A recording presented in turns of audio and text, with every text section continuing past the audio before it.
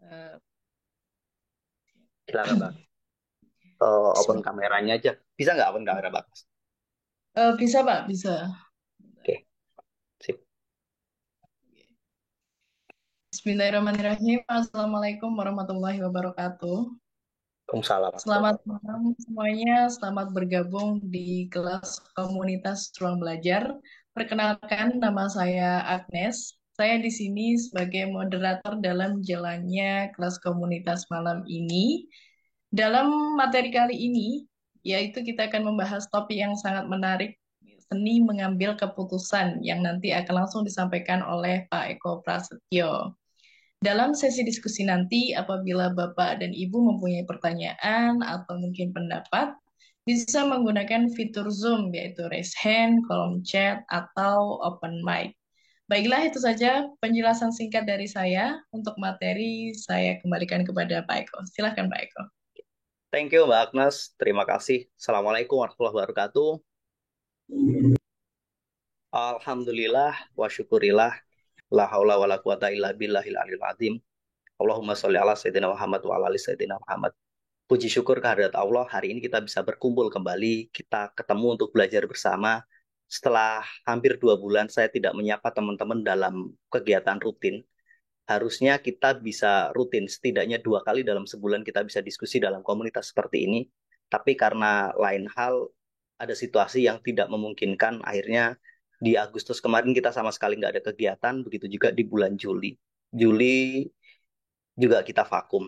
Jadi mohon maaf sebelumnya, tapi kita mulai lagi di bulan September ini.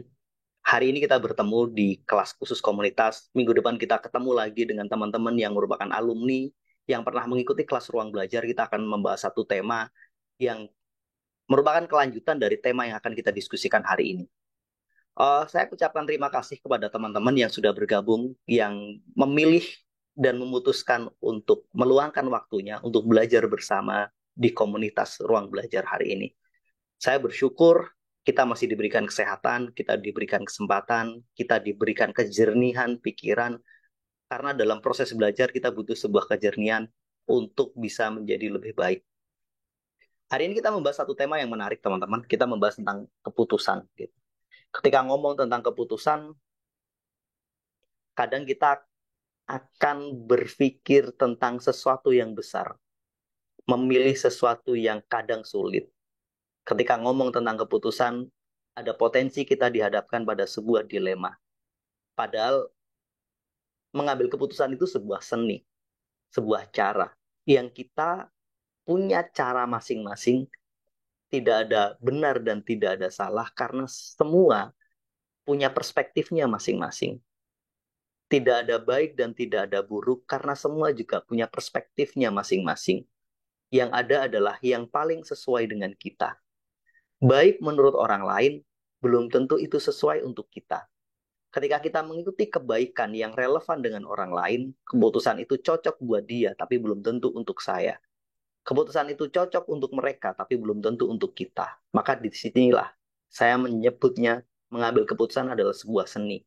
Karena penuh subjektivitas, penuh multi perspektif, dan ada begitu banyak paradok di dalamnya. Kadang kita menilai keputusan orang lain itu sebagai sesuatu yang aneh. Kok dia ngambil seperti itulah? Kok dia ngambil seperti itu ya? Kadang kita menjustifikasi mereka. Ini keputusan bodoh, konyol, atau apapun. Sebenarnya, benar ataupun salah, bodoh ataupun tidak, konyol ataupun tidak, yang diambil oleh orang lain, selama itu dilakukan dengan cara yang tepat, mungkin buat kita konyol, tapi bagi dia enggak.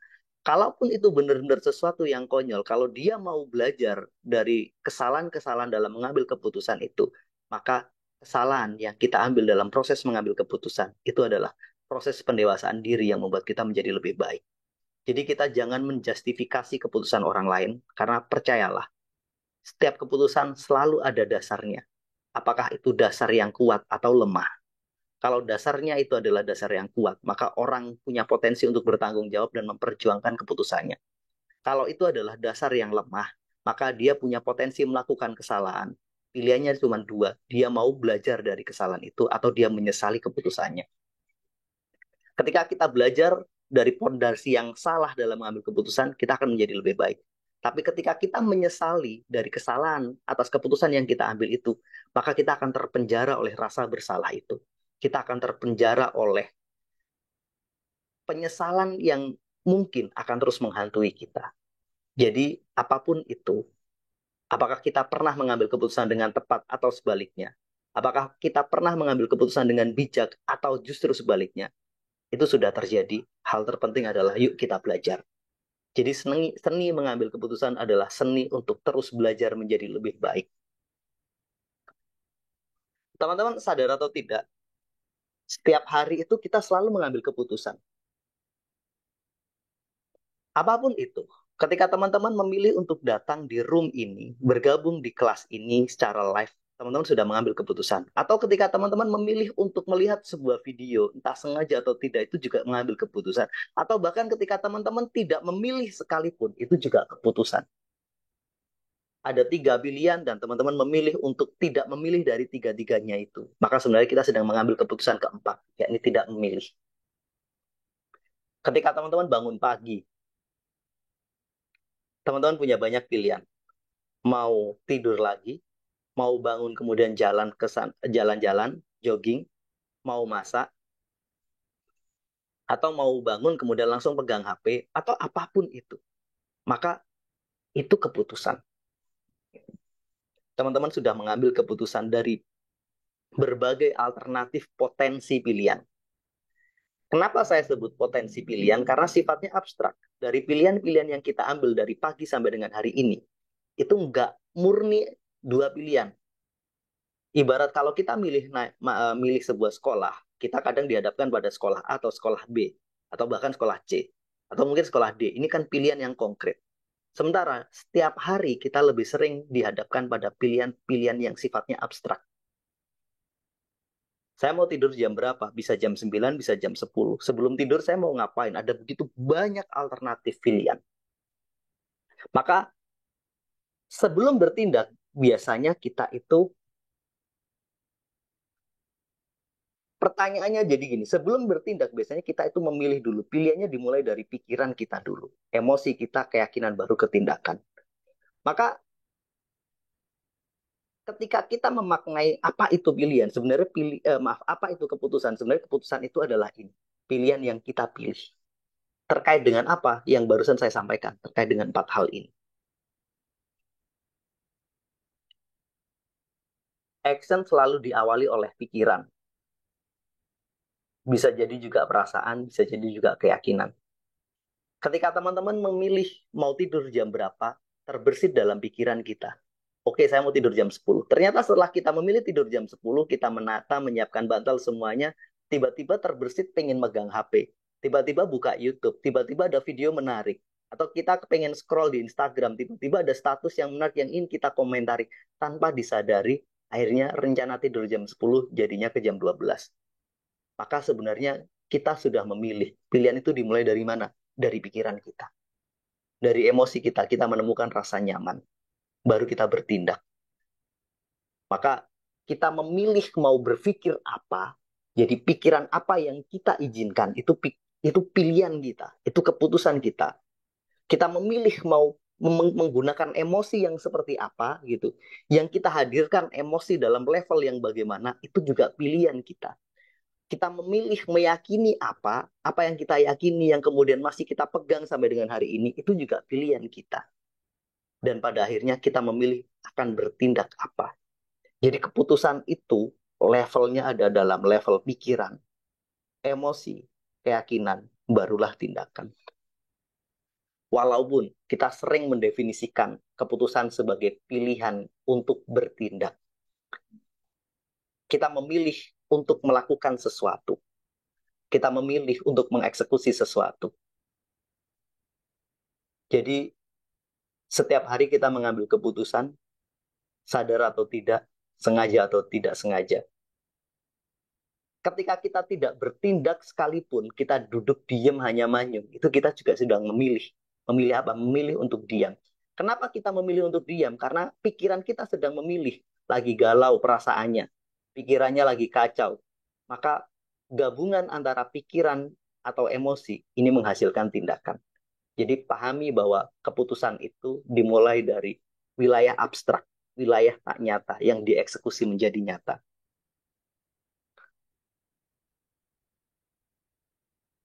Kita sering menganggap keputusan itu sesuatu yang besar dan kecil, sesuatu yang kuat dan lemah, sesuatu yang sengaja dan tidak sengaja. Sadar atau tidak, dari sekian banyak pilihan-pilihan yang kita ambil, keputusan-keputusan yang kita ambil, teman-teman, saya pribadi, mungkin sebagian dari kalian, dari teman-teman semua, itu kita lebih banyak menggunakan ketidaksengajaan. Kadang pilihan kita itu terlalu otomatis. Makan sambil buka HP, kemudian sambil ngangkat telepon, sambil apa, seolah-olah multitasking, semuanya dilakukan tanpa kita sadari. Tapi, ketika kita berhadapan dengan pilihan yang kita anggap penting dan besar, baru kita akan berpikir dan dalam tanda kutip menyengajanya. Dari kita mulai tadi bangun pagi sampai sekarang, ada banyak pilihan yang kita lakukan. Dan sebagian besar adalah ketidaksengajaan.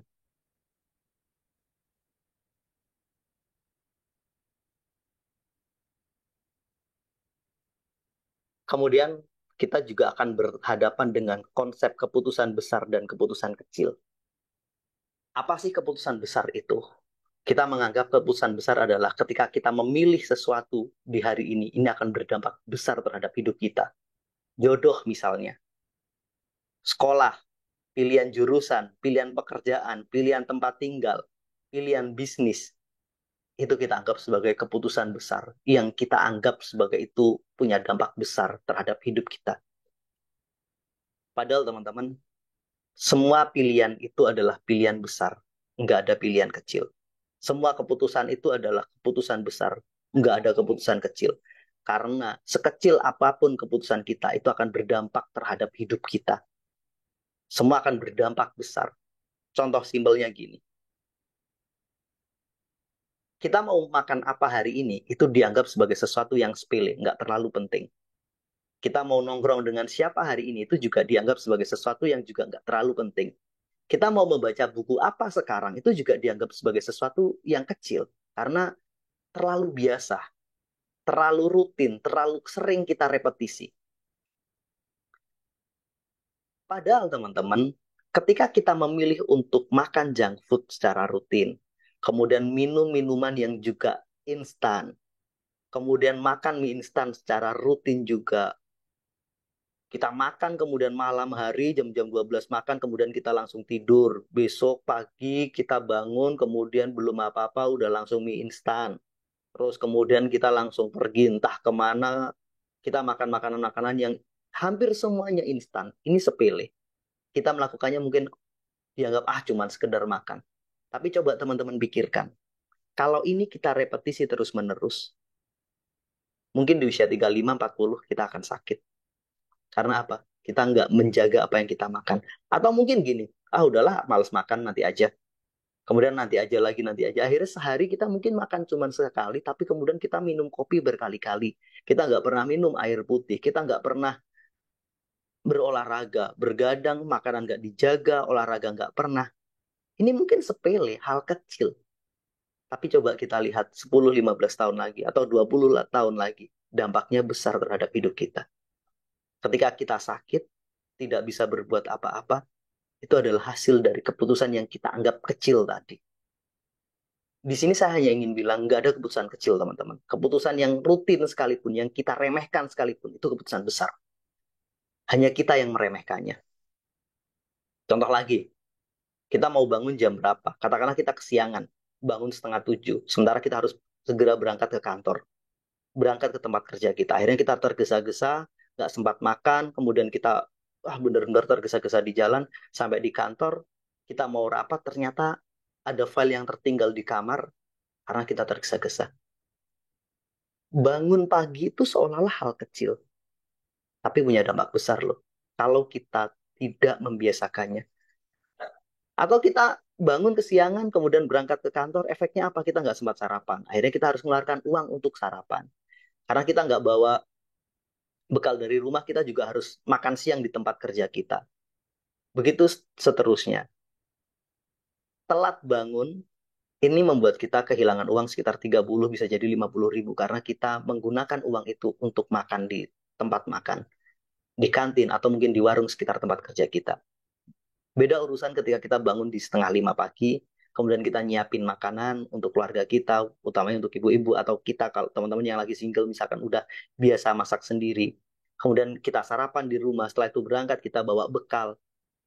Perbedaan 2 jam, dari setengah 5 ke setengah 7, itu berdampak mungkin cuma 50 ribu secara finansial. Tapi kalau ini secara teratur dijaga, dalam waktu 1 bulan kita sudah bisa berhemat sekitar 1 juta.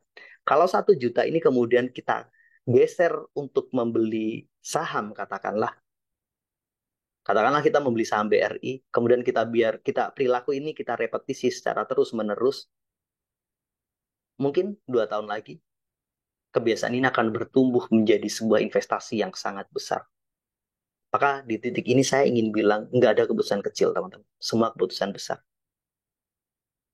Apapun itu, sebutin. Teman-teman mau nongkrong dengan siapa? Katakanlah nongkrong dengan si A. Keputusan kita nongkrong dengan si A membuat kita terpengaruh oleh si A. Jika dia baik, kita punya potensi juga melakukan hal baik. Tapi jika dia melakukan hal-hal negatif dan kita nggak punya filter yang kuat, maka apa pilihannya? Kita ikut si A.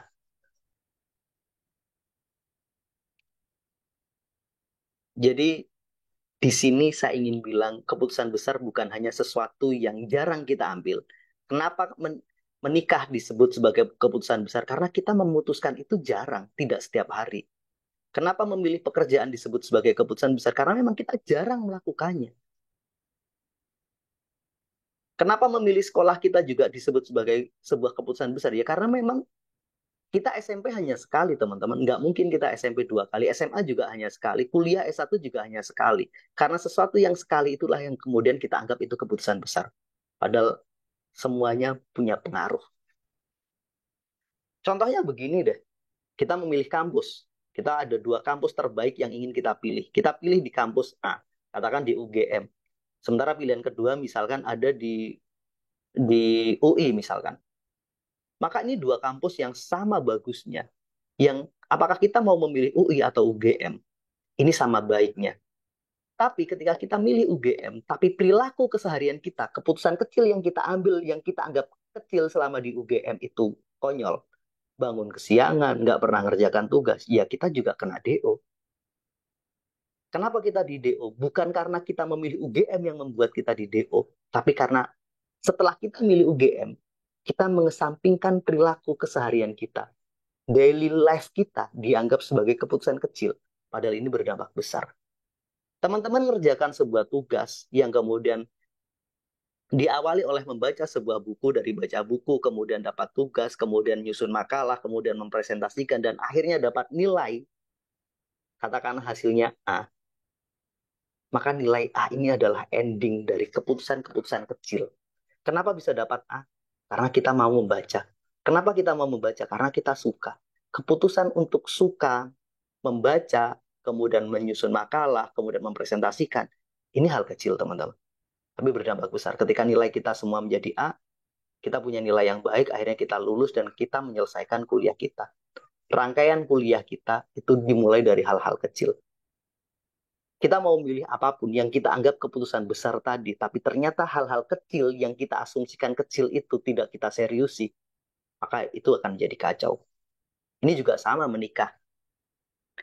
Ada 2 alternatif yang akan menjadi pilihan kita. Misalkan Ana atau Ani. Maka kita terlalu fokus pada apa yang kita pilih, tapi kita jarang fokus pada siapa yang memilih. Perilaku apa yang kita gunakan setelah memilih. Apakah Ana lebih baik daripada Ani? Jangan seperti itu. Anggap saja mereka baik semuanya. Pertanyaan berikutnya, apakah kita sudah siap? Kita memilih si Ana, tapi perilaku kita tetap konyol, sering berbohong, nggak care, kemudian kita remehkan hal-hal kecil, ya sama saja. Semua konflik besar dimulai dari hal kecil. Maka Semua keputusan kita itu keputusan besar. Karena semua keputusan besar, maka sadari itu. Keputusan besar juga diasumsikan dengan keputusan yang kita sengaja tadi, yang ini tadi. Kita keputusan sadar dan tidak sadar. Sementara keputusan kecil kita identikan dengan keputusan yang tidak kita sadari, yang terlalu otomatis tadi. Kita mau makan apa, mau tidur jam berapa, kita mau nongkrong dengan siapa. Itu semua serba otomatis saja. Padahal semua yang serba otomatis yang kita asumsikan kecil itu pengaruhnya besar. Oke. Sampai di sini teman-teman bisa memahami ya bahwa setiap keputusan kita itu keputusan besar. Gak ada keputusan besar dan kecil. Semuanya besar. Karena semua berdampak pada hidup kita.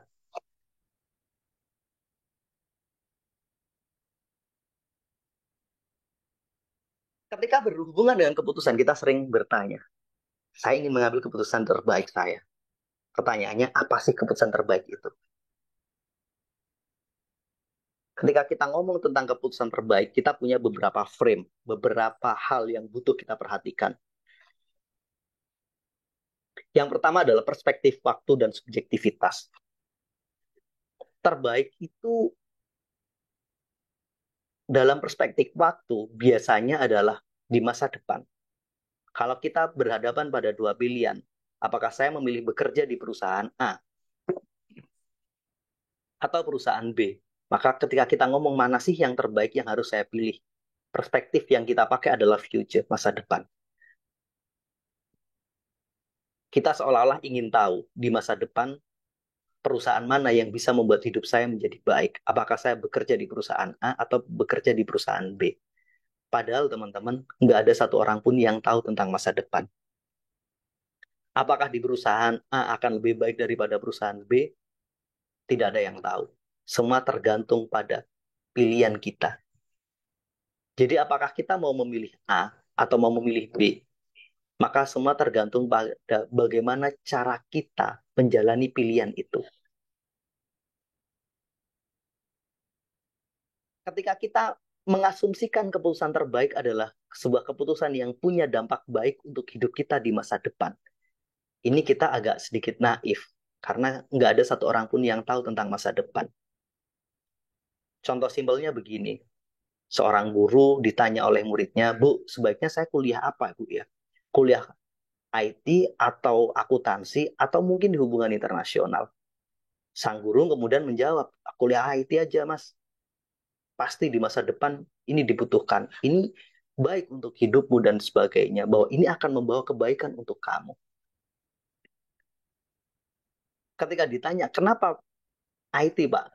Gitu. Karena ya memang semuanya serba IT. Semua serba berbasis teknologi. Maka kalau kamu menguasainya, maka kamu hidupnya akan jauh lebih baik. Padahal asumsi yang sama juga bisa kita pakai dengan akuntansi. Semua perusahaan itu butuh akuntan. Kalau kamu serius menekuni bidang akuntansi, maka kamu bisa akan menjadi akuntan hebat. Kamu dibutuhkan oleh perusahaan untuk mengelola keuangan. Sementara ketika kita tanya ke orang ketiga, kebetulan dia condong kepada HI. Dia ngomong, kamu itu punya kemampuan komunikasi yang baik. Itu sementara bahasa Inggrismu baik, pengetahuanmu luas, kemudian personality kamu keren, maka HI itu lebih cocok buat kamu. Jika sang murid tadi tanya pada tiga orang guru dan tiga-tiganya memberi saran yang berbeda, mereka mengatakan baik untuk kamu di masa depan. Sebenarnya mereka sedang bilang ini baik, tapi di masa lalu. Begini teman-teman maksudnya. Kita mengasumsikan IT itu baik karena kita punya pengetahuan dan kita punya pembanding masa lalu. Pengalaman kita kemarin dan hari ini. Kita menganggap IT ini hari ini baik dan kemarin juga baik. Padahal apakah masa depan pasti baik? Enggak juga. Banyak orang kuliah di IT juga nggak sukses hidupnya. Artinya di titik ini, apakah akuntansi lebih baik? Enggak juga. Bagi saya tiga-tiganya baik. Maka lantas sudut pandang keputusan terbaik itu apa? Maka di sini ada unsur berikutnya, subjektivitas. Bukan ukuran besok yang jadi ukuran kita. Tapi ini terbaik untuk siapa? Buat mereka yang memang teliti, senang dengan akuntansi, maka akuntansi jauh lebih baik buat mereka. Tapi buat mereka yang kreatif, senang dengan teknologi, maka teknologi jauh lebih baik untuk mereka. Maka buat dia yang kebetulan adalah orang-orang yang senang komunikasi, aktif, aktif berorganisasi, punya kemampuan berbahasa yang baik, dia senang wawasan geopolitik dan sejenisnya, maka mungkin hubungan internasional yang terbaik. Maka terbaik ini punya unsur subjektif. Ukuran terbaik itu adalah kita, karena kita yang akan menjalani, bukan orang lain. Kecuali orang yang kita tanya adalah orang yang punya kemampuan untuk membaca siapa kita. Tapi kalau orang yang kita tanya tidak punya kapasitas untuk memahami siapa kita, maka patut diduga itu adalah baik versi subjektif dia dengan ukuran dirinya sendiri. Dia memakai baju untuk dirinya sendiri dan dianggap ini baik, tapi belum tentu untuk kita. Jadi teman-teman, keputusan terbaik itu punya dua sifat subjektif. Pertama, yang kedua, frame waktunya yang harus kita hati-hati. Jadi gimana dong agar kita bisa memilih yang terbaik, agar di masa depan kita bisa mendapatkan hal yang baik? Maka jawabannya, pilihlah yang kita rasa sesuai dengan kita yakin, dan kemudian kita siap dengan resikonya. Kita siap bertanggung jawab dengan pilihan itu. Apakah next di masa depan baik atau buruk, itu rahasia Tuhan, teman-teman. Selama kita menjalani prosesnya dengan baik, maka hasil yang baik adalah bonus. Jadi ketika selalu bertanya, mana keputusan yang terbaik untuk saya, tolong harus dipahami, ini adalah sesuatu yang subjektif. Banyak orang itu ingin kepastian. Saya ingin pasti yang bisa mendapatkan hal yang baik. Pertanyaan saya, siapa yang tahu masa depan? Kalaupun kita ngomong ini yang terbaik, ini adalah versi subjektif kita di masa sekarang.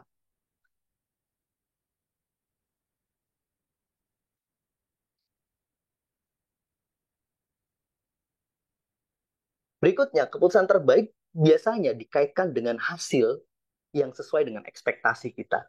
Kita mengharapkan hasil A dan berharap hasilnya A.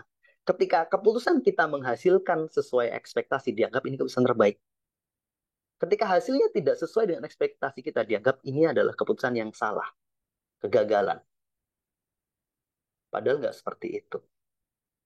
Ngomong hasil, time frame-nya juga luas. Mungkin kalau kita pakai time frame 20 tahun lagi, dan kita baru menilai hasilnya baru 3 tahun, mungkin di 3 tahun itu fasenya lagi fase buruk-buruknya.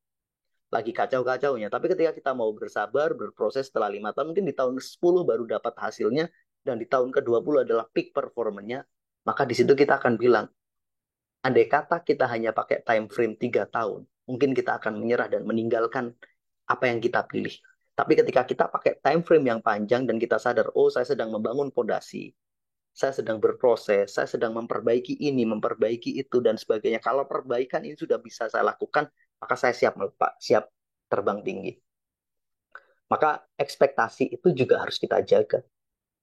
Kadang yang membuat kita menjustifikasi bahwa pilihan kita, keputusan kita ini buruk adalah karena ekspektasi kita terlalu pendek, terlalu tergesa-gesa, dan kita terjebak dengan keserakaan.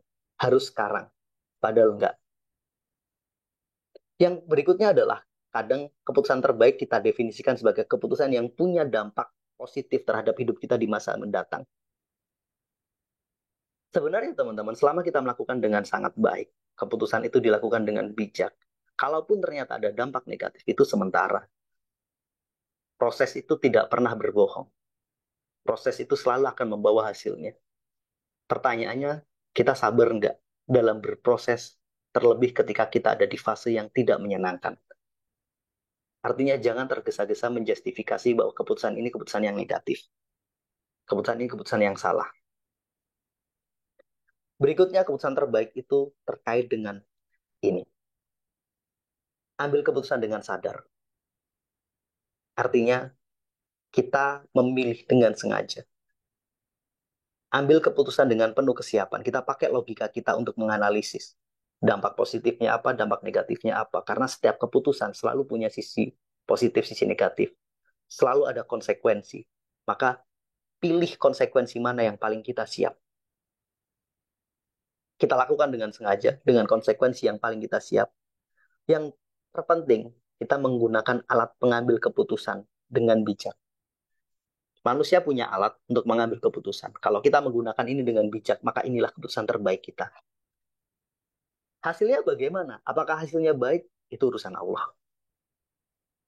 Ingat, Tuhan yang maha menetapkan hasil. Tugas manusia berusaha. Tugas manusia berikhtiar. Jika ternyata hasilnya baik, sangat bersyukur. Itu hadiah terbaik Allah. Jika ternyata hasilnya tidak sesuai harapan kita, jangan-jangan ini sementara. Jangan-jangan Tuhan sedang ingin kita belajar.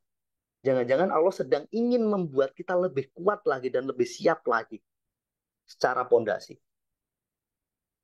Maka jangan tergesa-gesa menggunakan time frame yang pendek dalam mengukur ini baik dan buruk. Jangan menggunakan ukuran subjektivitas orang lain untuk menilai apakah apa yang kita lakukan ini sudah baik atau belum. Selama kita lakukan dengan 3 hal ini, teman-teman, maka inilah keputusan terbaik. Mungkin sampai di sini dulu sebelum kita ke next. Saya kembalikan ke Mbak Agnes. Boleh teman-teman mau kalau ada pertanyaan atau pengen sharing? Silakan Baik, Mbak Agnes. terima kasih Pak Eko.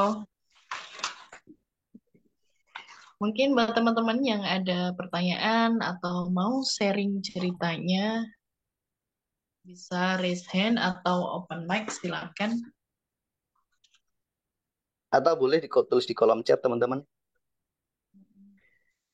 Jadi keputusan itu penuh dengan subjektivitas, keputusan itu harus kita sadari dan jangan terjebak pada time frame harus baik di masa depan sesuai dengan ekspektasi kita. Harus baik 3 tahun lagi, harus sukses 2 tahun lagi, harus baik bulan depan. Enggak seperti itu juga. Ekspektasi kita kadang menjemput. Hal terpenting dalam proses pengambilan keputusan adalah kita melakukan dengan 3 hal ini.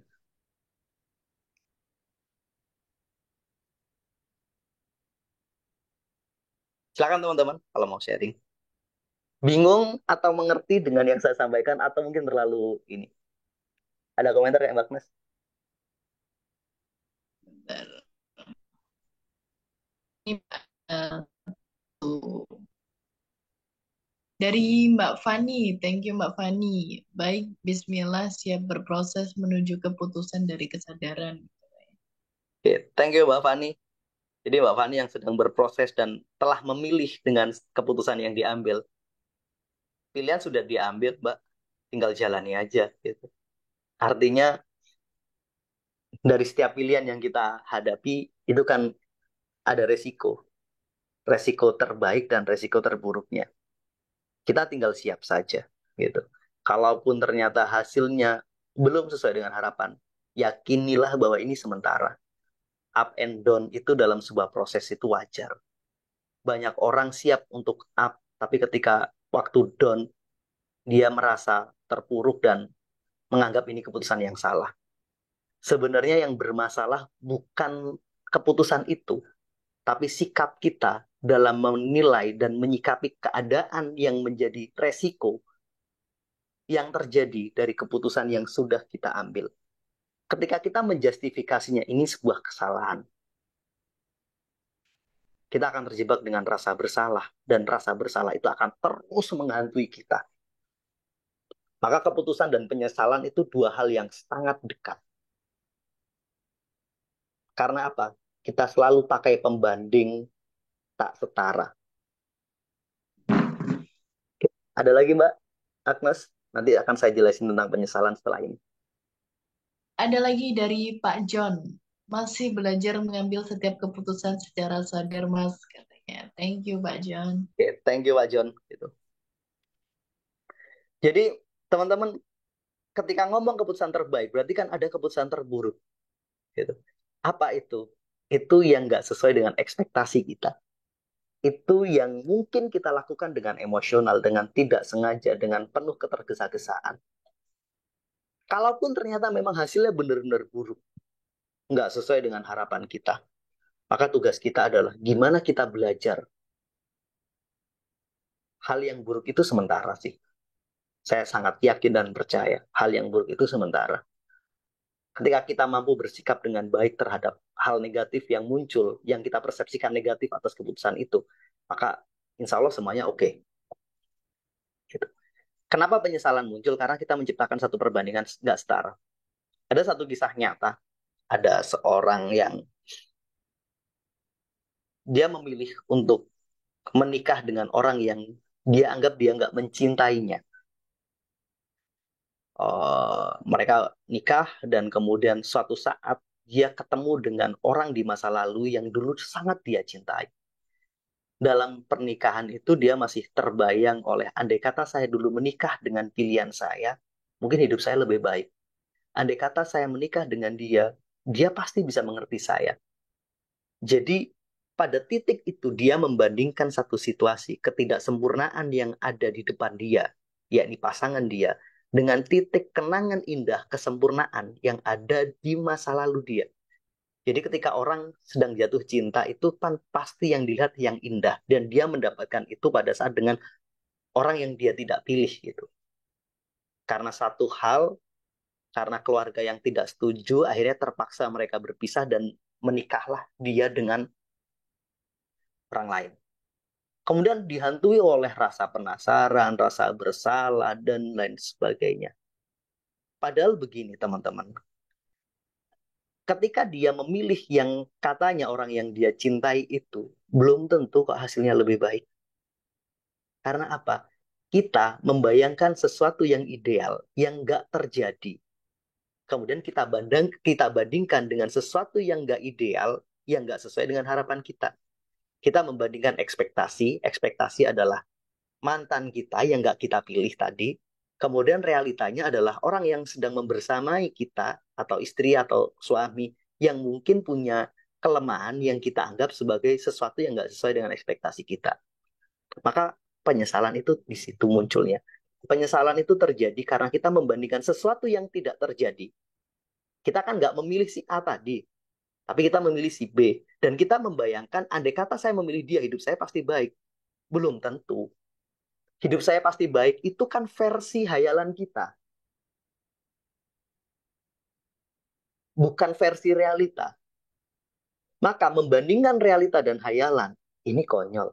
Banyak orang terjebak dengan penyesalan gara-gara dia nggak paham bahwa dia itu sedang membandingkan yang tidak terjadi. Misalkan, coba kamu dulu ikuti kata-kata saya, manut, ngikuti saya, pasti kamu nggak bakalan hancur kayak gini. Belum tentu juga. Kita kan mengasumsikan kalau dia milih A, melakukan A, hasilnya B. Apakah hasilnya seperti itu? Enggak juga. Kita itu kadang sok tahu dengan masa depan.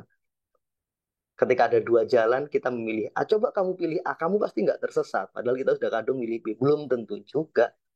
Realitanya sekarang kita milih jalan B dan kita tersesat. Apakah di jalan A kita pasti nggak tersesat? Belum tentu. Maka penyesalan itu muncul di situ. Kita membandingkan realita dengan harapan yang nggak kita pilih. Terus gimana? Kalau gitu keputusan kita ini keputusan yang benar, padahal hasilnya nggak baik. Bisa jadi ini salah. Tapi juga lebih salah lagi kalau kita membandingkan dengan yang nggak terjadi. Terlebih ketika dua orang yang sudah membangun sebuah hubungan, sebuah keluarga masing-masing. Karena ini ada satu benar-benar satu kejadian nyata. Akhirnya mereka berpisah. Jadi si cowok dengan pernikahannya meninggalkan sang istri dan anaknya karena bertemu dengan mantannya yang sangat pernah dia cintai itu. Dan si perempuan ini juga meninggalkan keluarganya. Dasarnya apa? Hayalan. Seolah-olah mereka pasti akan bahagia. Padahal belum tentu. Karena pernikahan dengan pada saat mereka belum menikah itu pasti berbeda. Pada saat bersama masih kuliah itu nggak mikirin masalah finansial, nggak mikirin hubungan dengan mertua, nggak mikirin anak, nggak mikirin ini, itu, dan lain sebagainya. Yang dilihat hanya yang indah-indah saja. Dan itu menjadi pembanding seolah-olah hidup kita hanya itu. Jadi itu penyesalan teman-teman. Penyesalan itu muncul karena kita membandingkan sesuatu yang nggak kita pilih. Dan itu bukan realita. Itu hayalan dengan realita kita hari ini. Ada lagi Mbak Mas? Ada 3 pertanyaan ini, Pak. Siap, boleh. Oke, yang pertama dari Pak Asep Marpu. Bagaimana caranya percaya diri dalam mengambil keputusan? Thank you, Pak Asep. Oke. Pak Asep, gimana cara percaya diri dalam mengambil keputusan? Karena begini, begini Pak Asep, setiap keputusan itu kita punya dua potensi, sesuai dengan harapan hasilnya atau tidak. Pertanyaan berikutnya, sesuai dengan harapan ini dalam jangka pendek atau jangka panjang? Ketika kita mengharapkan dalam jangka pendek dan ternyata hasilnya nggak sesuai harapan, kadang kita menyalahkan diri kita. Sebenarnya masalah terbesarnya bukan keputusan kita, sikap kita yang nggak sabar terhadap proses, sikap kita yang selalu menyalahkan diri sendiri. Jadi gimana cara percaya diri? Pertama ini dulu, kita sengaja, kita sadar dulu. Oke, saya memilih ini. Tapi saya takut. Ya sadari ketakutan itu. Oke Tuhan, saya takut nih. Saya takut terjadi ini, terjadi itu. Tapi harapan saya ini. Kemudian kedua, kita harus siap. Kalau kita udah siap dengan konsekuensinya, kalau saya milih A, konsekuensi negatifnya adalah A, B, C, D. Siap nggak? Oke, saya siap. Kita nyiapin rencana cadangan ketika menghadapi kondisi buruk itu. Ya sudahlah. Maka kesiapan kita, Pak, yang itu yang bikin kita percaya diri. Yang berikutnya, asal kita bisa menggunakan alat pengambil keputusan dengan tepat. Kalau kita bisa menggunakan alat pengambil keputusan dengan tepat, kita pasti pede. Kalaupun hasilnya nggak sesuai dengan harapan, kita pasti bisa belajar. Saya selalu meyakini, apapun yang terjadi, keputusan yang saya ambil itu pasti baik. Kalaupun ternyata hasilnya nggak sesuai dengan harapan saya selalu yakin, pasti baik. Pasti ada pelajaran yang bisa saya ambil. Saya mengharapkan ternyata hasilnya C, sangat jauh. Pasti di balik C yang terjadi itu, pasti baik. Jadi ketika kita yakin saya mau milih A, mau milih B, mau milih C, dan itu kita pasti baik, ya kita santai saja, Pak. Kenapa kamu milih A? Ya karena saya milih A karena sesuai dengan saya siap dengan resikonya, saya pilih dengan sadar, dan saya sudah melakukan analisis. Oke, saya pilih A. Ternyata hasilnya nggak sesuai dengan ekspektasi. Ya udah, pasti baik. Gitu. Pasti ada yang bisa kita ambil pelajarannya. Karena nggak mungkin Tuhan ngasih kita kalau nggak baik. Kita berhadapan dengan masa depan itu kayak anak kecil yang sedang berhadapan dengan orang dewasa pada saat bermain pisau. Kita berhadapan dengan skenario Tuhan, bahkan lebih buruk, lebih seperti itu. Jadi ada anak kecil yang lagi pengen mainan pisau, kemudian ketemu orang tuanya, jangan dipakai ini, nanti kena tanganmu. Kemudian ketika diambil pisaunya, sang anak kecil tadi nangis, menganggap kita berbuat buruk. Padahal kita sayang pada dia. Itu yang terjadi pada hidup kita. Andai kata kita sudah milih dengan sadar, kita sudah milih dengan penuh kesiapan, kita pakai alat kelengkapan untuk mengambil keputusan dan hasilnya belum sesuai dengan harapan. Itu mirip anak kecil yang lagi main pisau tadi, yang kemudian pisaunya diambil oleh orang dewasa, oleh orang tuanya, oleh kakaknya. Kita adalah anak kecil itu, dan Allah, sang pemilik kehidupan, adalah analoginya mirip seperti itu, seperti orang dewasa itu. Kenapa diambil? Karena memang ini nggak baik. Bisa jadi karena memang kita nggak siap. Bisa jadi ini kalau benar-benar terjadi sesuai harapan kita, di masa depan lebih buruk efeknya. Terus gimana? Ya sudah, kita akan belajar mengendalikan diri. Gitu. Cara terbaik agar pede gimana? Yakin apapun keputusannya, pasti yang terbaik. Pasti akan ada kebaikan untuk kita. Itu Pak caranya. Kita yakin. Kita percaya, kita trust, kita percaya penuh kepada Allah bahwa pasti baik. Jadi ketika kita berhadapan dengan beberapa pilihan yang kita sendiri juga nggak tahu mana yang terbaik di masa depan, ya udah milih aja sesuai dengan harapan kita, sesuai dengan kemampuan kita. Selebihnya berserah. Karena kan urusan terbaik dan hasil itu kan urusan masa depan kan itu urusan Sang Pencipta. Itu sih Pak Pak siapa? Pak Asep ya, Pak Agnes. Pak Asep, Pak. Oke, thank you Pak Asep. Mudah-mudahan bisa bisa memberikan insight bahwa gimana cara pede, yakin aja apapun hasilnya sesuai dengan harapan atau tidak itu pasti terbaik. Lagi Mbak Agnes, pertanyaan berikutnya. Yang kedua dari Bu Olis, Pak. Saya Ya. sejak kecil seringkali dalam mengambil keputusan selalu menanyakan pendapat ayah. Hmm. Sampai sudah berumah tangga pun masih sering bertanya kepada ayah. Mm. Namun, ketika ayah sudah tidak ada, saya sering bertanya-tanya, kira-kira pendapat ayah apa ya? Apakah ini wajar, Pak? Pertama, wajar karena memang pada saat kita belajar pada saat proses mengambil keputusan, kita sangat tergantung pada sosok yang sangat kita cintai. Itu wajar, Bu. Kemudian bagaimana kita kemudian belajar menerima. Kita lihat sisi-sisi positif yang pernah kita lalui dengan ayah kita. Kita pahami polanya. Saya pernah bertanya tentang ini, saran ayah ternyata ini. Saya pernah bertanya ini, sarannya ini. Saya yakin Bolis sudah paham dengan pola-pola bagaimana orang tua kita dalam mengambil dan mengarahkan kita. Ketika beliau tidak ada, maka nggak usah bertanya kira-kira saran ayah apa ya. Jadi ditanya kira-kira apa yang harus saya lakukan. Oke, saya akan melakukan ini. Kenapa saya akan melakukan ini? Karena saya meyakini, kalaupun ayah ada, ayah akan menyarankan ini. Karena kita sudah paham dengan polanya. Jadi kita yakinkan bahwa keputusan yang kita ambil itu yang kita baca dan kita analisis polanya, Bu. Ketika polanya kita ikuti, maka memang seperti itulah berarti model dan mekanisme yang disampaikan oleh orang tua kita, oleh ayah kita kepada kita dalam mengambil sebuah keputusan.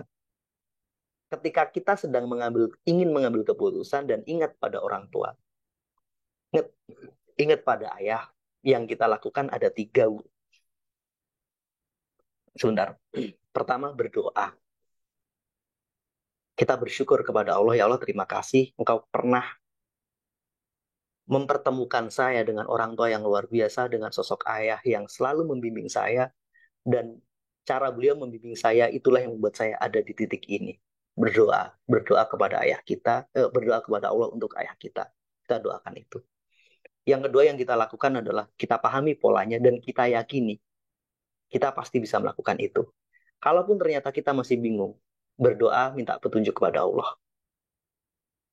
Jadi pertama kita mendoakan orang tua kita, yang kedua kita membaca polanya dan kemudian kita memilih. Yang ketiga apa? Kita yakini apapun keputusan yang kita ambil pasti baik. Hal terpentingnya bukan ayah akan menyarankan kita mengambil keputusan apa ya, tapi hal terpentingnya adalah ini pasti akan membawa kebaikan. Kalaupun ternyata belum sesuai ekspektasi realita yang kita temui, di balik hal yang tidak menyenangkan itu pasti ada pelajaran, pasti ada hikmah, dan hikmah itu yang akan membuat kita lebih baik. Keputusan terbaik adalah keputusan yang membuat kita selalu menjadi lebih baik. Tadi kita sampaikan kan keputusan terbaik ini kan yang punya dampak terhadap hidup kita di masa depan yang bisa menjadi lebih baik. Bisa jadi dari sebuah kegagalan ini di masa depan kan menjadi lebih baik. Bisa jadi dari ketidakbaikan yang kita terima hari ini akan membuat kita belajar dan akhirnya kita bertumbuh menjadi lebih baik. Maka nggak ada keputusan yang nggak baik. Ketika keputusan itu sesuai ekspektasi, ini baik. Ketika tidak sesuai ekspektasi, maka belajar, ambil pelajaran, dan kemudian dari pelajaran itu membuat kita menjadi lebih baik, maka itu tetap akan jadi keputusan terbaik. Karena akhirnya endingnya sama, membuat hidup kita jadi lebih baik. Satunya dengan jalan yang menyenangkan, dengan jalur syukur, satunya dengan jalur sabar. Bukanlah sabar dan syukur itu adalah dua sisi mata uang. Kalau kita memegangnya, hidup kita santai, hidup kita damai. Ketika keputusan itu sesuai dengan ekspektasi kita, kita bersyukur. Ini akan membuat kita lebih baik.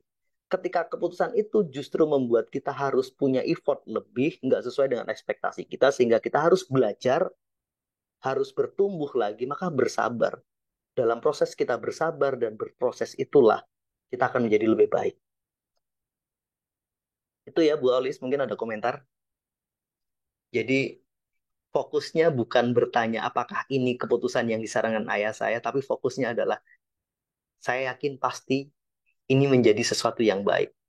Jadi tiga hal yang harus kita lakukan, Bu, kalau ingat pengen ambil keputusan dan kemudian ingat ayah, doakan, kemudian bersyukur pernah dibimbing dan diajari oleh orang tua yang luar biasa, pahami polanya.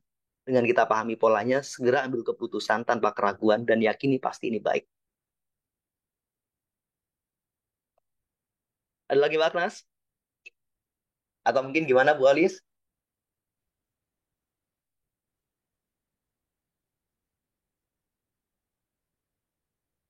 Mbak Agnes masih ada di situ? Ada, Pak. Gimana, ada tanggapan dari Bu Alis atau ada yang lainnya?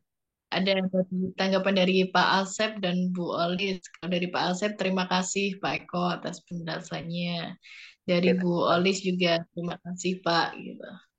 oke, thank you buat Pak Asep dan Bu Alis. Ada lagi pertanyaan? Pertanyaan ketiga? Satu Pak ini dari Bu Desi, hampir sama seperti pertanyaannya dari Pak Asep tadi ya. Hmm. Bagaimana agar tidak ragu-ragu atau tegas dalam mengambil keputusan? Ya, ini saya ulang lagi aja, tapi singkat. Intinya, apapun keputusan kita, mau pilih A atau B, yakin bahwa pasti akan membawa kebaikan. Apakah kebaikannya di saat itu juga atau butuh proses untuk bersabar, untuk mengolahnya, dan kita akan dapat di masa depan, itu biarkan jadi rahasia Tuhan, Bu. Yang penting kita yakin pasti baik. Itu aja sih, biar kita bisa tegas. Ada lagi teman-teman? Cukup? Kita lanjut? Ada lagi Pak, Boleh. satu lagi dari Pak Haji Samsiani. Menggunakan alat mengambil keputusan yang terbaik termasuk sholat istikharah. Uh, Benar, Pak. Jadi tentang bagaimana menggunakan keputusan yang terbaik setelah ini akan kita diskusikan sebenarnya. Jadi manusia itu dikasih beberapa alat oleh Allah untuk mengambil keputusan. Selama kita gunakan alat itu dengan bijak, teman-teman. Dengan bijak itu kayak gini.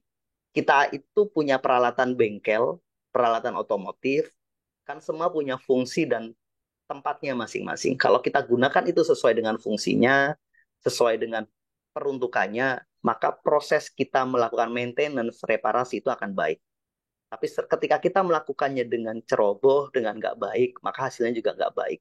Maka alat pengambil keputusan itu salah satunya ada di situ. Ada istiharoh, kemudian macam-macamnya. Akan kita diskusikan setelah ini.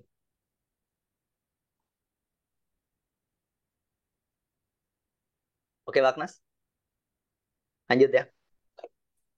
Lanjut Pak Eko.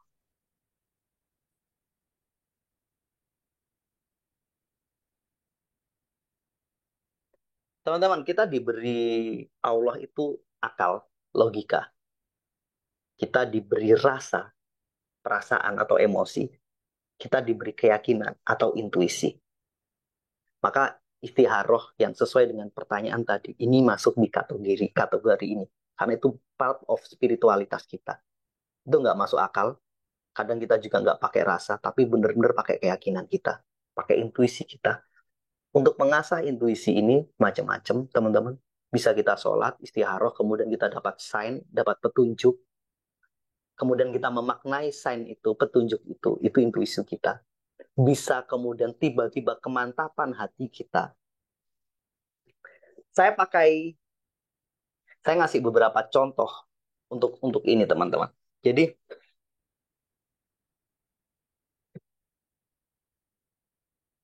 setiap alat ini punya kelebihan dan kekurangannya masing-masing. Maka kita harus mengkombinasikannya. Contoh logika, kita mulai dari logika atau akal. Akal ini punya kelebihan bahwa dia mampu menganalisis baik buruk. Dia mampu melihat multi perspektif dari perspektif A, perspektif B, perspektif C, perspektif D. Jadi ini kelebihannya akal, kelebihannya logika kita. Tapi kelemahannya, logika kita tidak bisa melihat masa depan. Maka ketika kita gunakan akal dan logika untuk melihat masa depan, ini agak sedikit kekeliruan. Saya ngasih contoh paling simple adalah di saham, teman-teman. Di saham itu ada analisis teknikal. Jadi macam-macam analisisnya. Kesalahan teman-teman yang trading saham, ketika kita menggunakan data hari ini dan data kemarin, seolah-olah data ini akan mencerminkan esok dan masa depan. Padahal enggak.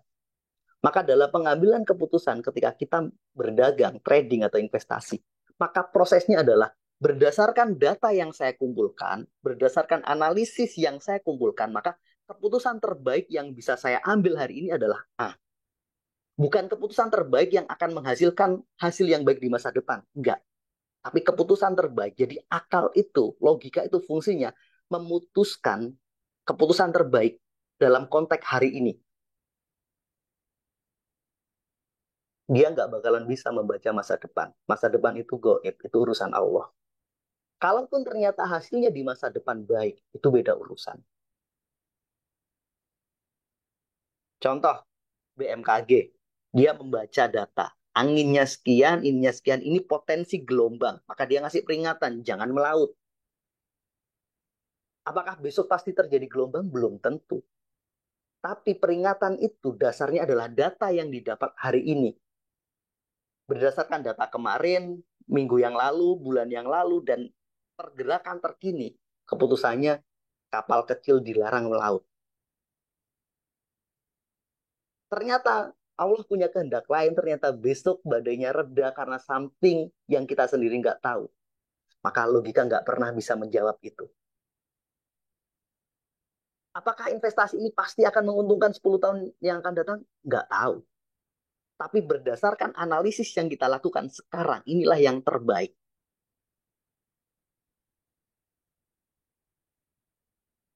Jadi menjadi cacat logika kalau kita pakai ini untuk melihat masa depan.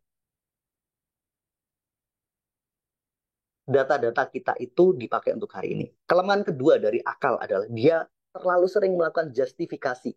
Seolah-olah kemarin sama dengan besok. Contoh gini, kita harus berpikir. Kadang ada yang ngomong, kita itu harus berpikir realistis. Betul, ngomong realistis itu wilayahnya logika, wilayahnya akal. Kalau ini dilakukan ini, kemarin itu hasilnya seperti ini. Maka besok ini bahaya. Padahal nggak seperti itu. Atau ada anak, contoh, misalkan seorang guru, dia ngomong kayak gini, anak ini kasusnya banyak nih, kelas 1 dia, ini kelas ini. Kalau dia dibiarkan, maka besok akan seperti ini. Padahal bisa jadi dia berubah hari ini, dan ternyata besok jadi enggak. Harusnya gini, kalau dia nggak pernah berubah, maka besok dia akan seperti ini. Maka kemarin sama dengan besok itu dengan satu catatan, kalau nggak berubah. Tapi kalau ada perubahan, ya udah selesai. Semua logika dan analisis kita nggak bisa. Maka kenapa banyak orang stres? Karena kadang mereka terlalu mengandalkan akal mereka, logika mereka. Aduh, ini nggak mungkin gitu. Tapi apakah menggunakan ini salah? Enggak. Maka kita dikasih tiga, ini kita pakai tiga-tiganya. Contoh nih, rekrut karyawan. Maka filter pertama adalah logika. Gimana logikanya? Kita punya syarat. Dia lulusan ini, IP-nya ini, ini. Ini ngomong pakai logika. Dengan syarat ini diharapkan yang melamar adalah orang-orang terbaik. Pertanyaannya apakah setelah kita melakukan seleksi filter secara logika ini, besok dia akan bisa bekerja dengan baik sesuai harapan kita? Belum tentu. Biasanya setelah kita pakai logika sebagai filter pertama, mungkin kita akan pakai ini, 2 dan 3. Oke, udah ada 5 kandidat terbaik berdasarkan analisis, tes, dan lain sebagainya. Dari 5 ini mana yang terbaik untuk kita? Maka ukurannya bukan lagi ngomong logika, karena logika udah selesai. Udah dikasih tes, udah macem-macem, udah syarat administrasi, tinggal 5 nih. Ketika wawancara, mungkin yang wawancara ketika 5 kandidat ini pilih yang nyaman untuk dia, maka pakai rasa. Saya nyaman ya ngobrol dengan dia. Udahlah saya pilih dia aja. Toh ini 5-5-nya udah sama-sama baiknya. Saya pilih yang bikin saya nyaman, saya punya chemistry. Maka logika kita pakai untuk memfilter, rasa kita pakai untuk memutuskan. Atau pakai yang kedua perpaduannya, antara logika dan keyakinan. Dari 5 itu, udahlah saya mau istiharoh satu-satu. Saya hadapkan kepada Allah. Ya Allah, ini gimana? Si A, si B, si C, si D, si E. Ternyata kayaknya saya lebih condong ke yang D. Maka logika kita pakai untuk memfilter. Dan keyakinan kita pakai untuk validasinya. Atau kita balik. Saya yakin dengan dia. Cobalah saya validasi dengan logika. Prestasinya bagaimana, ininya apa, dan sebagainya. Pertanyaannya mana yang terbaik dari tiga alat ini? Nggak ada yang terbaik. Tiga-tiganya adalah alat yang diberi oleh Allah untuk kita. Maka kita bisa menggunakan tiga-tiganya. Setiap orang punya tendensinya masing-masing. Ada yang lebih baik kalau dia pakai intuisi. Ada yang lebih baik kalau dia pakai logika. Ada yang lebih baik kalau dia pakai emosi. Teman-teman, mana yang lebih lebih dominan? Setiap kita punya komposisi masing-masing. Ada orang yang komposisinya 60% intuisi, 30%-nya adalah rasa, yang 10% logika. Ada yang kebalik, dia harus lebih pakai logikanya, 40-50%, kemudian 25% dan sisanya adalah keyakinan. Maka setiap orang punya komposisinya masing-masing. Kita ditakdirkan oleh Allah, mana yang lebih kuat. Ada orang-orang yang intuisinya jauh lebih tajam daripada logikanya. Dan dia sering menggunakan ini sebagai alat. Maka jangan pernah orang-orang yang punya logika lebih tajam menggunakan menirunya.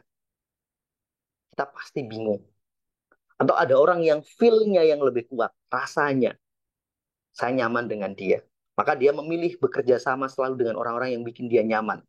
Maka kalau kita tidak dikasih sense itu, kelebihan rasa sebagai alat utama kita, maka jangan pakai itu. Dari tiga ini teman-teman, biasanya kita itu dikasih satu yang dalam tanda kutip dominan, menonjol, dan dua-duanya adalah penyempurna untuk validasi. Saya biasanya menggunakan logika, kemudian intuisi untuk memvalidasi. Jarang pakai rasa. Bahkan untuk mengambil keputusan yang mungkin agak sedikit ekstrim, menikah sekalipun, saya tidak pakai ini. Saya tidak pakai rasa. Saya tidak memilih orang yang menjadi pendamping hidup saya dengan rasa cinta atau perasaan. Karena saya meyakini kasih sayang itu bisa dibangun. Saya pakai apa? Ini, intuisi. Saya hanya yakin gini. Ini sedikit cerita. Saya tidak tahu masa depan. Ketika saya menggunakan logika dan menilai orang dengan logika saya itu tidak pernah kenal dia. Sedekat apapun saya dengan dia, saya hanya tahu kulit luarnya. Sedikit yang kita tahu tentang calon kita pada saat sebelum menikah itu. Saya sadar itu. Saya sangat sadar keterbatasan logika saya. Saya tidak bisa memilih jodoh dengan logika. Kemudian bagaimana dengan rasa? Kebetulan saya belajar sangat serius tentang psikologi. Saya tahu bahwa sebenarnya kita tidak pernah mencintai orang lain. Kita itu sedang mencintai harapan kita. Ketika kita merasa jatuh cinta pada orang lain, sebenarnya kita itu sedang mencintai harapan kita. Kebetulan harapan kita itu ada pada orang lain itu. Dia baik, dia perhatian, itu yang bikin kita nyaman.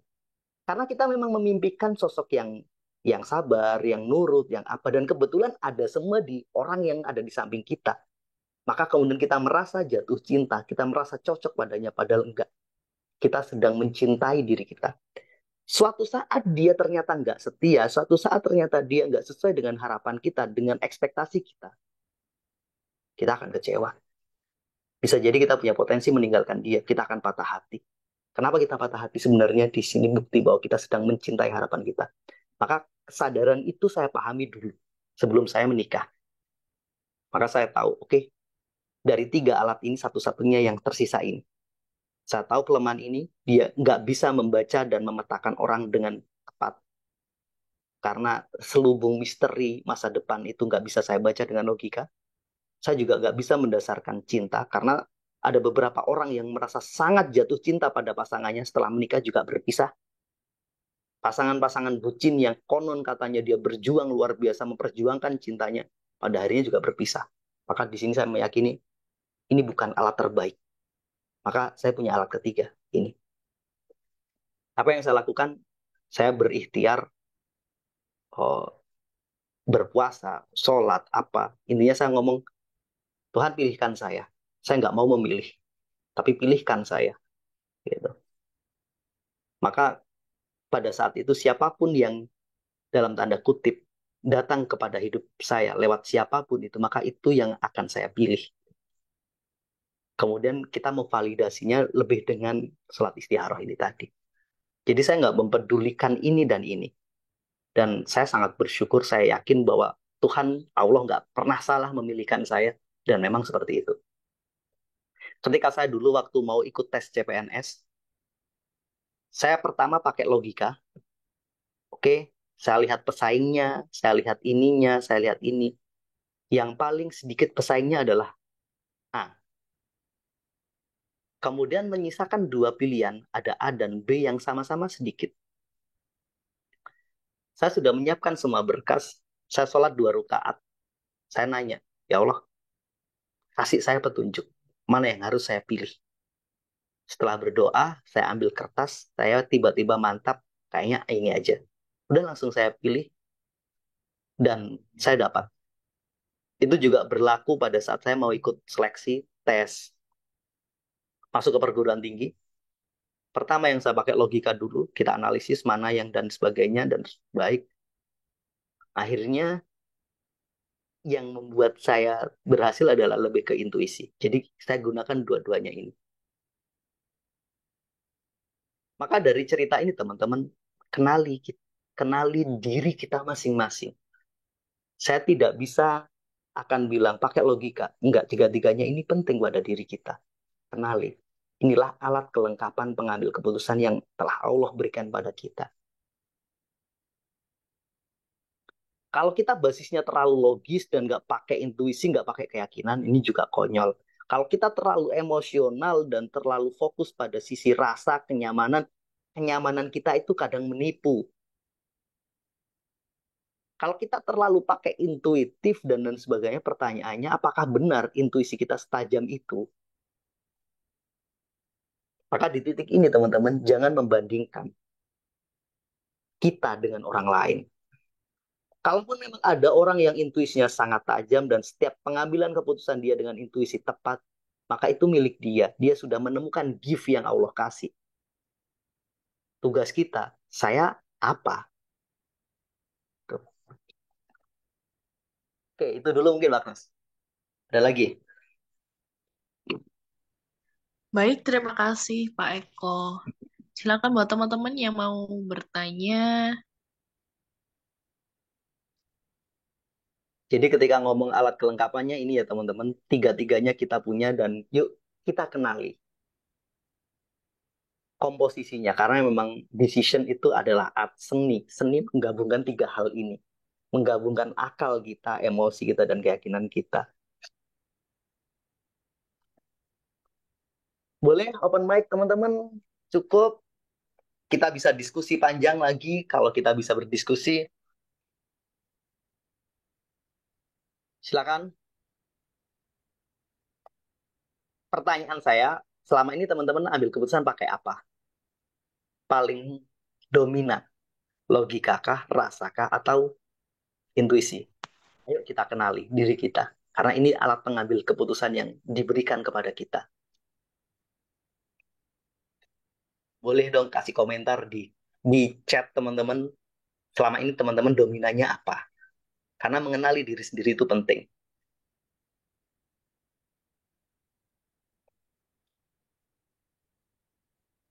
Next teman-teman, minggu depan insya Allah hari Rabu kita fokus dengan teman-teman yang sudah pernah ikut di kelas ruang belajar. Kita akan memperdalam ini. Kita akan membahas tentang otoritas diri. Bagaimana kita menggunakan alat pengambilan keputusan yang ada pada diri kita. Nanti logika ini dipecah lagi menjadi beberapa part. Emosi ini kita pecah lagi, intuisi itu dipecah lagi, dan ada kecerdasan yang lainnya yang bisa kita pahami. Jadi minggu depan kita akan membahas satu tema menarik. Jadi buat teman-teman yang sudah pernah ikut kelas mental block terapi, financial transformasi, atau kelas privatnya ruang belajar, yuk merapat. Kita akan berdiskusi lagi di situ dengan lebih menarik. Jadi untuk sekarang, secara garis besar, saya ingin mengenalkan tiga alat ini kepada kita. Ada di komentar, Bagnas? Ada dari Pak Purwono Edi Susanto. Pakai perasaan Pak, melankolis kayaknya. Oke, Thank you hasilnya Pak. selalu baik, Pak, kalau mengikuti rasa, gitu. Jadi, ayo dihubungkan apakah dengan mengikuti perasaan hasilnya efektif. Jadi, kita mengenal diri kita, yang paling dominan apa dan hasilnya bagaimana. Jangan-jangan sebenarnya itu bukan alat utama kita, tapi masih kita pakai aja. Thank you, Pak Pur ya. Selanjutnya ada dari Bu Olis, keyakinan Pak. pakainya. Oke, pakai keyakinan. Thank you, Bu Olis. Keren. Artinya setiap orang akan punya pilihannya masing-masing. Gitu. Kadang ada yang ngomong, kamu itu harus mikir sebelum milih. Artinya dia lebih sering pakai logika. Sementara yang dikasih saran lebih sering pakai rasa. Pertanyaannya nyambung nggak sarannya si logis ini? Potensinya enggak. Maka di sini saya ngomong tiga-tiganya ini kita punya. Mana yang dominan? Kenali.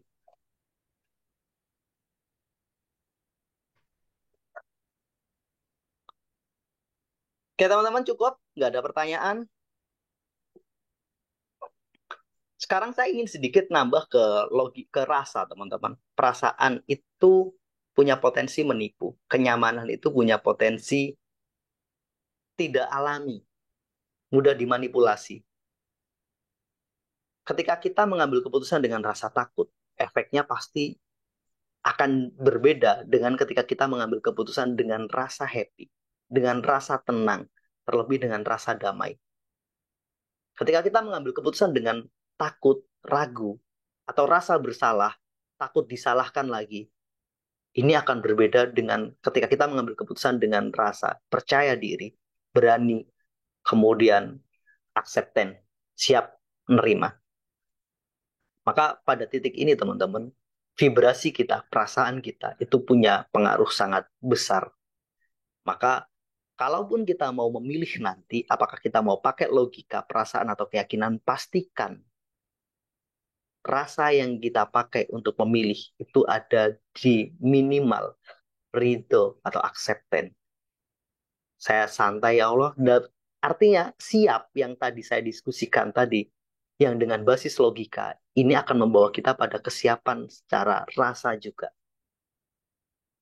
Jadi oke ya Allah, apapun hasilnya saya siap, saya memilih ini dan bismillah. Kita memilih dengan sangat tenang. Kita memilih dengan sangat nyaman. Ini akan membawa kebaikan. Jadi jaga ini teman-teman, jaga perasaan kita. Kita nggak bakalan bisa mengambil keputusan dengan baik kalau rasa kita, emosi kita, perasaan kita terlalu fluktuatif. Kadang marah, kadang benci, kadang takut, kadang ragu, terus gitu. Kadang ada orang ngambil keputusan tuh lama banget. Bukan karena apa? Karena dia tidak bisa mengendalikan perasaannya. Itu teman-teman.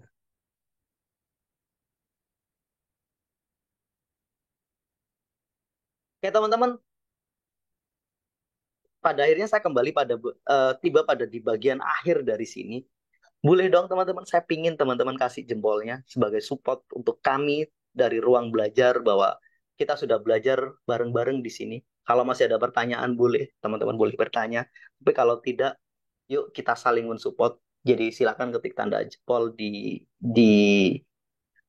chat dengan 1 sampai 5, 1 sebagai wujud bahwa mungkin teman-teman merasa kurang nyaman, kurang puas dengan materi ini, 5 menunjukkan sangat puas, sangat nyaman, sangat apa ya, sangat insightful, mendapatkan insight-insight berbeda dari materi yang kita diskusikan hari ini. Jadi, bantu kami mengevaluasi atas apa yang kita sajikan hari ini, materi-materi yang kita diskusikan.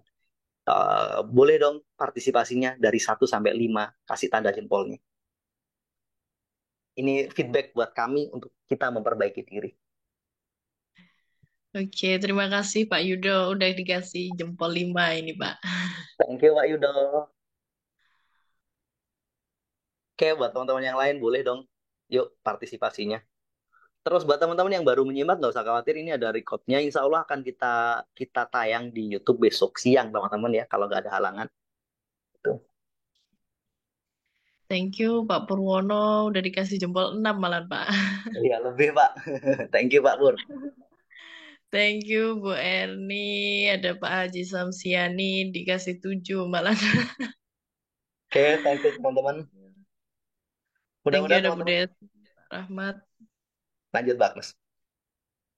Ada Pak Asep, Pak Rosman, thank you semuanya udah dikasih jempol 5. Bu Aiolis, Bu Suminarti, ada Bu Sari Anda 1 jempol.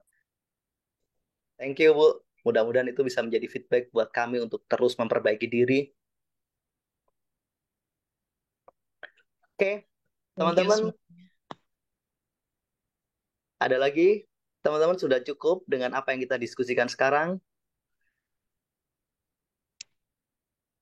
Ada pertanyaan lagi masih Mbak Agnes? Atau ada sharing? Atau ada feedback yang mau disampaikan? Boleh? Maaf baru bergabung Mas Eko. Oke, nggak apa-apa Mas. Iya. Gimana kabar? Iya. Nah, ini baik Mas. Alhamdulillah. Wah, semoga teman-teman juga Mas Eko dan Mbak Agnes dan semua dalam keadaan baik. Thank you. Ya Mas, ini saya pas eh, di slide yang alat pengambil keputusan ini Mas. Hmm, Ini pas dari logika, emosi, dan keyakinan itu saya mengamati pola saya. hmm, Biasanya kalau untuk mengikuti emosi, saya lebih kurang gitu. Ibaratnya hmm. sering ya tidak sesuai eh, Hasilnya ekspektasi nggak sesuai. gitulah, sering zonk lah. Nah, Ah. jadi dari polanya ini lebih ke logika atau keyakinan. Tapi di sini menurut saya ada jebakannya sendiri-sendiri Mas. Kalau Betul. keyakinan yang saya rasakan itu kayak jadinya lebih salah gitu ya. Ibaratnya jadi salah salah menebak jadinya. Ibaratnya saya kepedean, wah mungkin ini intuisi, tapi ternyata salah. Dan kalau Iya. untuk logika saya merasakan kurang juga karena eh, lebih ada trapnya itu lebih ke overthinking gitu Mas. Jadi saking Betul. terlalu berpikir, jadi eh, Tak tahu. iya gitu Mas. Gimana cara dari dua ini Mas ya, dari logika dan keyakinan ini untuk Oke, iya terima kasih. thank you Mas. Oh. Gimana kondisi di sana sekarang sebelum kita ngobrol di Kalau sini? iya baik Mas ini sudah masuk ke apa ya, musim mau peralihan ke Dingin. musim iya masih masuk musim gugur dulu. Hmm. Oke, mudah-mudahan Ya tetap sehat, semuanya lancar. iya ya kemarin saya pas ikut kelasnya Mas Eko itu pas berapa ya bulan Juni kalau nggak salah itu. Hmm. Ya Iya, soalnya pas ya perbedaan zona waktu juga Mas jadi pas ya iya. maklum Heeh. ini saya sempatkan lagi ikut. Ini jam jam berapa di sana sekarang? Kalau jam sekarang ini masuk jam 6:30, mau jam 7 Pagi atau malam? malam. Iya, tapi di sini masih terang, Mas. Oh, gitu. Iya, masih. Sampai setengah jam berapa anunya, sunsetnya? Kalau sunsetnya, kalau kemarin pas musim panas itu jam 11, setengah 11 malam baru sunset. Ini Hmm, sekarang sudah mau berubah. Ini ya. mulai turun ke jam 9-an baru Jadi malam sunset. lebih pendek ya. Iya, Hmm. kalau kalau pas musim panas itu memang puncaknya setengah 11 malam baru maghrib. Nah Itu ini luar masih biasa kalau pas puasa. ya puasa. Ya kemarin itu mas saya puasa itu berbukanya itu yang sangat ini sekali. Iya, tapi itu Singkat pengalaman. sekali malamnya. Betul. Pengalaman yang luar biasa. Mau sholat isya Iya juga mas. harus nunggu bergadang. Iya masya Allah itu. Oke, thank you Mas Rahmat. Oke, Iya baik mas. kita kita lanjut ke sini. Jadi memang saya sepakat bahwa ini semua punya trap, punya jebakannya masing-masing. Logika itu kadang kita terlalu menganggap nggak punya alternatif lain antara alternatif A, B, C, D. Padahal kan ada rezeki atau jalan keluar yang tidak disangka-sangka. Itu sudah janjinya Tuhan untuk kita. Buat siapa? Buat orang-orang yang takwa gitu, atau buat orang-orang yang bertawakal. Artinya ini salah satu jebakan logika itu memang eh, mirip kayak penjara. Kalau A tambah B sama dengan C, padahal A tambah B bisa jadi C plus X, C plus apa dan lain sebagainya. Maka di titik ini kita pakai logika sebagai alat pertama yang kemudian kita memberi ruang pada logika itu bahwa ada alternatif lain yang saya nggak paham. Itu dulu, gitu. Misalkan ada beberapa pilihan, katakanlah ada 5 atau 6 pilihan yang akan kita ambil, kita analisis dari 6 itu yang oke, yang sesuai dengan kriteria yang saya harapkan adalah 3 kriteria. Maka setelah kita pakai 3 kriteria, maka jangan pernah memilih satu dengan logika lagi, karena di titik itu kadang kita udah menemukan batasnya logika itu hanya memfilter sampai pada 3 pilihan. Berikutnya, serahkan ke intuisinya. Jadi bisa dipakai ini sebagai penyaring awal, kemudian ini untuk memvalidasi. Atau sebaliknya, saya kayaknya yakin ini deh, gitu. Kalau mau kita pakai validasi, ya kita kumpulin data tentang keyakinan kita itu, kita pakai logika kita. Ketika match antara logika dan keyakinan kita, ya udah pilih, gitu. Jadi kita pakai bergantian, kemudian mana yang jadi filternya, gitu. Misalkan ternyata ada 5 alternatif, saya nyamannya pakai 2 alternatif itu tadi, alternatif pertama dan alternatif ketiga. Maka pakai logika untuk menciptakan perbedaan, gitu. Jadi kayaknya saya yakin, gitu. Saya yakin ini deh, gitu. Walaupun intuisi itu punya sifat yang unik, Mas Rahmat, gitu. Salah satu sifat unik dari intuisi itu adalah spontan. Dan spontanitas itu kadang butuh diuji. Sesekali kita ikuti, sesekali juga kita abaikan, gitu. Maka part ini akan kita diskusikan lebih dalam lagi nanti di next next hari Rabu ya Mas, Insya Allah, gitu. Jadi kita ketemu lagi yang membahas 3 hal ini dengan jauh lebih menarik. Eh, Intuisi itu bagaimana mengasahnya, intuisi itu siapa yang punya, intuisi itu bagaimana hubungannya dengan logika, itu menjadi satu satu paparan yang sangat unik, yang menarik untuk kita diskusikan. Makanya kenapa ini ingin saya jadikan part tersendiri, karena memang ini agak panjang bahasanya. Jebakan-jebakannya itu ada masing-masing dan kita butuh memahaminya. Terlebih nanti kita akan melakukan refleksi diri, kita mengukur pada diri kita. Ada beberapa alat ukur yang bisa kita pakai. Seperti biasanya ketika kita di kelas ruang belajar kan ada beberapa isian sederhana yang kalau kita mengisinya, oh kita punya potensinya gesernya ke sini gitu. Itu ya Mas Rahmat. Jadi bagaimana memvalidasinya? Bisa kita pakai dua-duanya itu untuk mengambil satu keputusan. Mana yang paling utama tergantung situasi dan kondisi. Kita yang lebih tahu karena kita yang punya diri kita. Itu Mas. Tentang lebih detailnya kita diskusikan next week. Oh, baik Mas, terima kasih. Oke. Ada lagi Pak Mas? Belum ada Pak Eko. Oke. Cukup teman-teman? Jadi thank you banget buat teman-teman yang sudah bergabung. Minggu depan kita ketemu lagi dengan teman-teman komunitas Ruang Belajar yang sudah mengikuti program kami.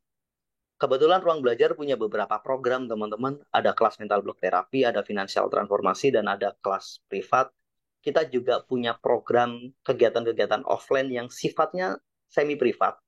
Jadi buat teman-teman yang belajar tapi dalam suasana ketemu langsung face to face, mau konseling, mau melakukan hal yang lebih, kita punya programnya. Kemudian saya ingin menyampaikan satu informasi bahwa besok di bulan Oktober ini kita punya satu program, kita buka lagi kelas ruang mental block terapi sesi ketiga di tahun ini. Ini artinya angkatan ke-7 kalau nggak, iya, insya Allah. Jadi sudah ada 7 kali program yang kita lakukan. Kelas ini akan kita jalankan dalam waktu kurang lebih 21 hari, terdiri dari 2 kali seminar. Ada full day seminar yang kita lakukan di hari Minggu. Kemudian ada kegiatan-kegiatan mentoring seperti ini yang akan kita diskusikan. Di sini kita akan belajar untuk apa? Menjaga emosi kita, memperkuat keyakinan kita, dan bagaimana menajamkan logika kita. Kita mental block itu bisa bersumber dari logika kita, bisa bersumber dari rasa yang nggak mampu kita kendalikan, ketakutan yang berlebihan, atau kita juga bisa bersumber dari rasa tidak percaya diri, kemudian keyakinan yang lemah.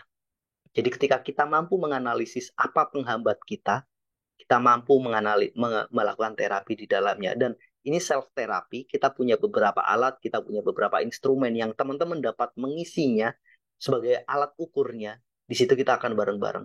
Kita bareng-bareng memperbaiki diri dan kita berproses bersama. Buat teman-teman yang sudah ikut program ini, salah satu kelebihannya, pertama bisa resit. Kapanpun program ini ada, teman-teman yang daftar sekali tapi boleh ikut berkali-kali. Yang kedua kelebihannya adalah teman-teman bisa bergabung dengan kelas khusus komunitas ruang belajar yang kita khususkan untuk teman-teman alumni yang mereka yang sudah pernah belajar di sini, dan kemudian kita akan terus silaturahmi insya Allah setiap bulan. Gimana daftarnya buat teman-teman yang ingin daftar? Setelah ini informasinya akan diberikan oleh Mbak Agnes di grup, boleh langsung hubungi Mbak Agnes. Terima kasih teman-teman untuk waktunya. Senang sekali kita bisa berbagi, kita bisa berdiskusi. Sampai ketemu minggu depan insya Allah. Sampai bertemu di program-program kami berikutnya. Saya cukupkan sampai di sini. Saya mohon maaf atas kehilafan, kesalahan, atau hal yang tidak berkenan. Saya sampaikan kembali kepada Mbak Agnes. Saya cukupkan sampai di sini. Assalamualaikum warahmatullahi wabarakatuh. Waalaikumsalam warahmatullahi wabarakatuh. Baik. Terima kasih Pak Eko atas materi yang disampaikan dan terima kasih kepada Bapak dan Ibu yang telah mengikuti kelas komunitas ini dari awal sampai akhir. Dan bagi Bapak atau Ibu yang belum bisa bergabung mulai awal, insya Allah nanti akan kami kirim rekaman Zoom-nya di grup ya. Semoga materi kali ini yang disampaikan oleh Pak Eko bermanfaat untuk kita semua. Mohon maaf apabila ada kesalahan kata dari saya. Sampai ketemu lagi di kelas-kelas ruang belajar lainnya. Saya Agnes sebagai moderator. Mohon undur diri. Wassalamualaikum warahmatullahi wabarakatuh. Waalaikumsalam. Waalaikumsalam warahmatullahi Warahmatullahi wabarakatuh. Terima kasih Pak Eko, Pak Agnes. Terima kasih Mas Eko, Pak Thank you Agnes. semuanya teman-teman. Izin saya akhiri.